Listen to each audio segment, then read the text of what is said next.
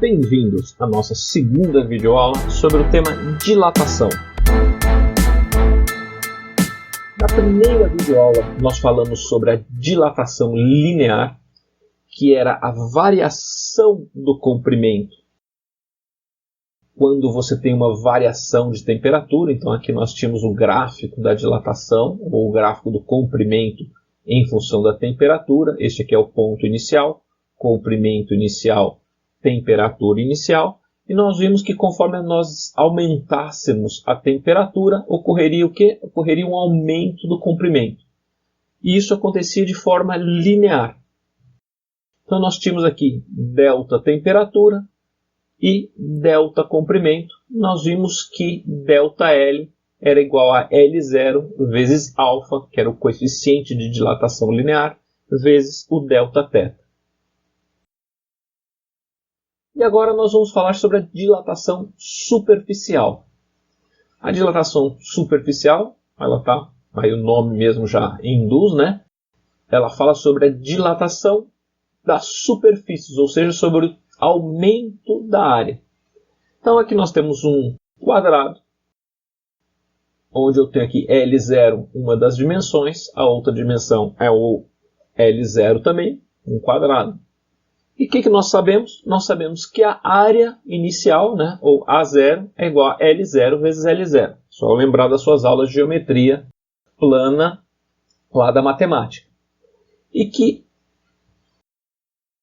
a área final é igual à área, que é L vezes 0, onde L é o comprimento final. E o que nós sabemos aqui da dilatação linear? Que L é igual a L0 mais delta L, ou L0 igual a mais L0 vezes alfa vezes delta θ, que é o delta L, que isso aqui é igual a L0 que multiplica 1 mais alfa delta θ. Se nós substituirmos esta expressão aqui, L0 que multiplica 1 mais alfa delta θ, nesta expressão da área aqui, nós chegamos no quê? Que L ao quadrado, que é a área final, é igual a L0 que multiplica 1 mais alfa delta θ ao quadrado. Aqui é só exercício de matemática. Isso aqui é igual a L0 ao quadrado, que multiplica 1 mais 2 vezes alfa vezes delta θ, mais alfa ao quadrado vezes delta θ ao quadrado. Este número aqui é um número pequenininho. Na hora que você pega um número pequenininho e eleva ao quadrado, ele fica muito pequenininho. Então, este número aqui ele é praticamente desprezível. Então, a fim de simplificar a vida de todo mundo, os físicos desprezaram este termo e chegaram apenas a esta fórmula simplificada, onde L ao quadrado igual a L0 ao quadrado, que multiplica 1 mais 2 alfa delta θ. L ao quadrado é igual a quê? É igual a A. E L0 ao quadrado é A0. Então, ainda simplificando ainda mais, para ficar tudo bem parecido, vamos chamar aqui também 2α de beta. Vamos apelidar 2α de beta. Então eu consigo escrever que A igual a A0, que multiplica 1 mais B beta delta θ, ou A igual a A0 mais A0 vezes beta vezes delta θ, ou consigo colocar isso ainda na fórmula muito parecida com a da dilatação linear, onde delta L igual a A0 vezes beta delta θ. Lembra da dilatação linear, né? Delta L era igual a L0 vezes alfa delta θ. Então agora nós temos duas fórmulas muito semelhantes, onde eu simplesmente mudei L por A e alfa por beta. E quem é beta? Beta é 2 vezes alfa. Nós vamos fazer agora a mesma coisa para a dilatação volumétrica. Só que no volume eu tenho o quê? Eu tenho 3 dimensões. Então eu tenho que volume inicial é L0 ao cubo, ou L0 vezes L0 vezes L0. Tenho que o volume final é L ao cubo, ou L vezes L vezes L. E podemos fazer a mesma brincadeira aqui com as equações, onde L é igual a L0, que multiplica 1 mais alfa delta θ. Então nós temos aqui, podemos elevar esse termo ao cubo. Esse termo ao cubo vai virar 1 mais 3 alfa delta θ, mais 3 alfa ao quadrado delta θ ao quadrado, mais alfa ao cubo delta θ ao cubo. Este número vira, se ao quadrado ele já era pequenininho, ao cubo ele é pequeniníssimo. Então nós vamos desprezar esses dois termos aqui. Desprezando esses dois termos, as coisas começam a ficar bem parecidas.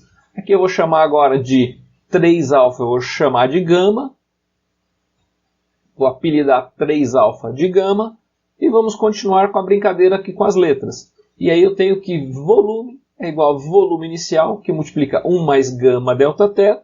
Posso continuar organizando estas equações ou essas variáveis aqui, da forma a chegar numa equação muito semelhante à da dilatação linear e à da dilatação superficial, onde ΔV igual a V0 vezes gama delta θ. Então, agora a gente já pode fazer a nossa pequena revisão, porque dilatação é um tema bastante simples. Então a gente viu que a dilatação está relacionada a um coeficiente de dilatação linear, onde esse coeficiente é uma característica dos materiais. Nós vimos que a dilatação linear ΔL é igual a L0 alfa delta θ. Da mesma maneira, nós vimos que a dilatação superficial, ou seja, ΔA é igual a A0 vezes beta delta θ e beta igual a 2A. E a mesma coisa acontece para a dilatação volumétrica. Delta volume é igual a V0 gama delta θ, e o gama nada mais é do que 3 vezes alfa. E agora nós vamos falar, né, da dilatação nos líquidos. Qual que é o problema aqui, ou qual que é a coisa que difere um pouquinho dos líquidos? É que os líquidos, eles sempre têm algum recipiente que os contém. Então eu tenho aqui um recipiente, eu tenho um volume, e aí eu vou esquentar isso aqui. Na hora que eu esquento, existe uma variação desse volume do líquido. Mas acontece também, e a variação do volume do líquido é igualzinha à variação do volume do sólido. ΔV igual a V0 gama delta θ. Só que tem um problema. O recipiente que contém o líquido, ele também se dilata, porque ele é um sólido. E quando ele é aquecido, ele também se dilata, ele também aumenta de volume. Então existe o que a gente chama de dilatação aparente, onde a gente tem que a dilatação real do volume aqui do líquido é igual a dilatação do recipiente mais a dilatação aparente. Né? Imagina que você tem uma caixa aqui. Se a caixa e o volume do líquido aumentarem do mesmo tamanho, então o volume real igual a volume do recipiente, delta volume do real igual a delta volume do recipiente, é como se você não estivesse enxergando nenhuma variação do volume daquele líquido. Ele vai continuar lá mostrando o mesmo nível do líquido. Né? Essa altura aqui do líquido, né? Nem ia aumentar, nem ia diminuir, porque os dois tiveram a mesma variação. Se o líquido expande mais do que o recipiente, vai aparecer que ele aumentou de volume. Se o recipiente aumenta mais de volume do que o líquido, vai aparecer que o volume dele diminuiu. Então, delta volume real é igual a delta volume do recipiente mais delta volume aparente. Então lembre-se, né, que esta aqui você precisa estar sempre atento a esta dilatação do recipiente e do volume do líquido propriamente dito, que é a dilatação real.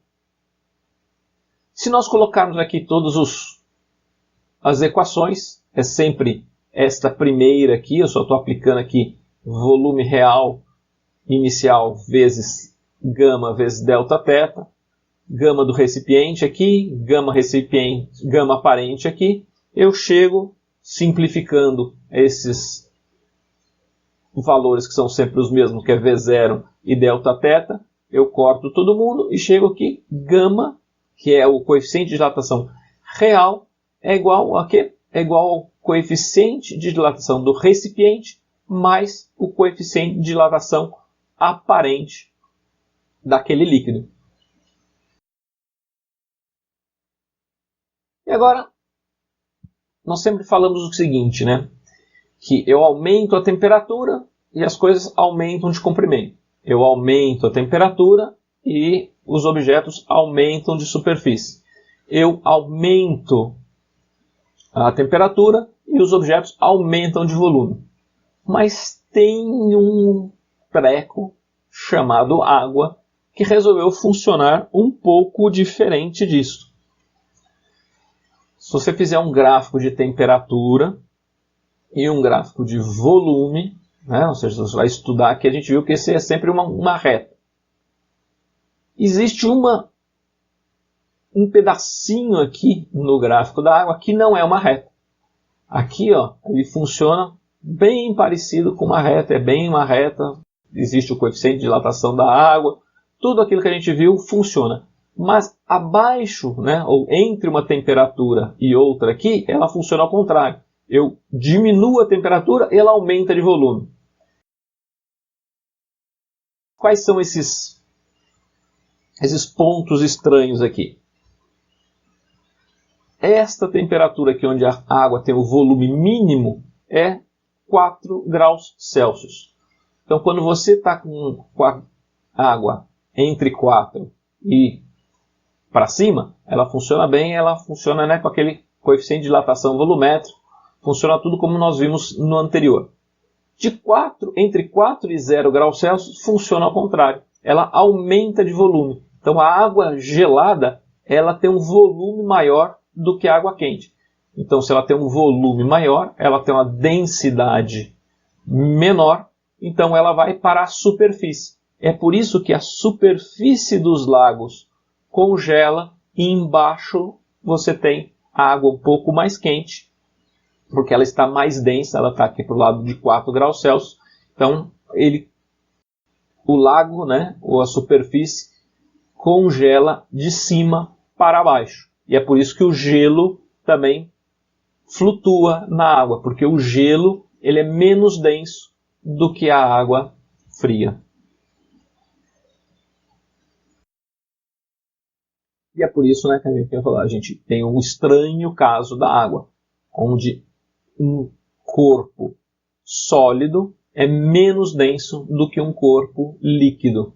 E é por isso que os icebergs flutuam, é por isso que o gelo congela de cima para baixo. E, mais um detalhe, se acontecesse o contrário, nós teríamos um problema muito sério. Se o gelo se o gelo se formasse no fundo dos oceanos ou no fundo dos lagos, isso mataria todas as plantas e nós teríamos um problema muito complicado.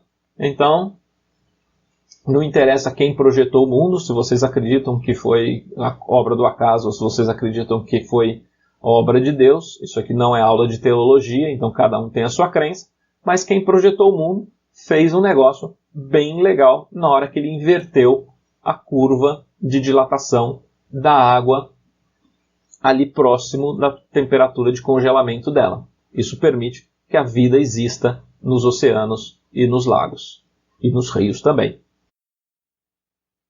Então, a nossa último slide aqui, a nossa rápida revisão. Nós já vimos aqui dilatação linear, coeficiente de dilatação linear é o alfa. É uma propriedade do material. Vimos que a dilatação linear, ou seja, ΔL, a variação do comprimento, é proporcional a L0 vezes alfa vezes Δθ.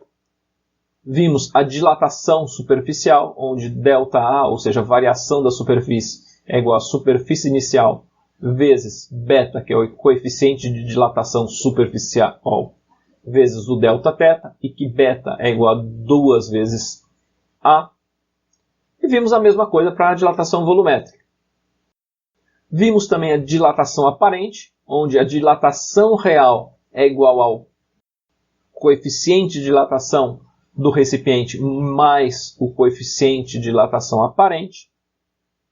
E vimos o estranho caso da água, onde existe um aumento do volume da água quando ela passa, né, apesar dela estar sendo resfriada, existe um aumento de volume. Todas as outras substâncias funcionam ao contrário. Eu aumento a temperatura, ela aumenta o comprimento, ou aumenta o volume, eu diminuo a temperatura, ela diminui o volume, mas a água, entre as temperaturas de 0 e 4 graus Celsius, ela funciona de maneira diferente. Espero que vocês tenham gostado desta videoaula. Se vocês ficaram com alguma dúvida, entre em contato conosco ou reveja as videoaulas com a teoria. Grande abraço, vejo vocês nas videoaulas com os exercícios resolvidos.